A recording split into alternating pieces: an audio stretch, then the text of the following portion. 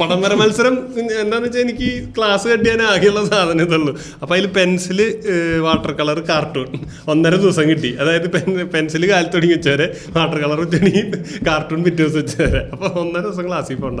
അങ്ങനെ ഞാൻ ഗംഭീരമായിട്ട് വരയ്ക്കും. പക്ഷെ 10 വയസ്സേക്ക് എനിക്ക് സമ്മാനം കിട്ടിയിട്ടില്ല.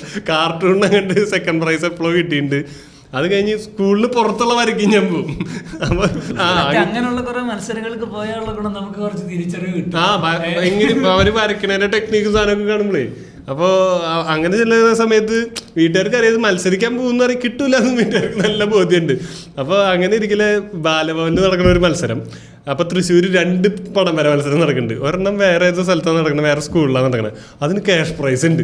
സാധാരണ പിള്ളേർ അങ്ങോട്ട് പോയി കാണും. ബാലഭവനിൽ 3 ആളുള്ളൂ, 4 ആളുള്ളൂ. അപ്പം ഞാൻ പടം വരയ്ക്കെന്ന് പറഞ്ഞ് വീട്ടിൽ നിന്ന് പോയിട്ടുണ്ട്. സ്കൂളിൽ പഠിക്കുന്ന സമയമൊക്കെ അല്ലേ. അപ്പോൾ പോയിട്ട് ഞാൻ പടമൊക്കെ വരച്ച് കഴിഞ്ഞിട്ട് ഞാൻ വിളിച്ചു പറയേ എങ്ങനെ. അപ്പോൾ എൻ്റെ അടുത്ത് പറഞ്ഞു. അപ്പോൾ ഞാൻ പരിപാടിയൊക്കെ കഴിഞ്ഞപ്പോൾ ഇത്തിരി വൈകിണ്ട്, 4 മണിയൊക്കെ ഉണ്ട്, 4-5 മണി ആ ടൈമൊക്കെ ഉണ്ട്. അപ്പോൾ ഞാൻ പറഞ്ഞു കഴിഞ്ഞു പരിപാടി കഴിഞ്ഞു. അപ്പോൾ അമ്മ ചോദിച്ചു, എന്നാൽ പിന്നെ പോകുന്നൂടെ? അല്ല, സമ്മാനദാനം അത് കാണാൻ നിൽക്കണോ?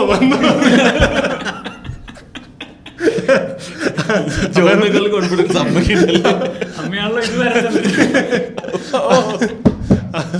അപ്പൊ എനിക്കറിയാം ഈ 3 പേരിൽ 2 എനിക്ക് അടിക്കാൻ പറ്റുന്നുള്ളൊരു കോൺഫിഡൻസിലാണ് ഞാൻ നിൽക്കുന്നത്. അന്ന് എനിക്ക് ആദ്യമായിട്ട് സെക്കൻഡ് പ്രൈസ് കിട്ടി.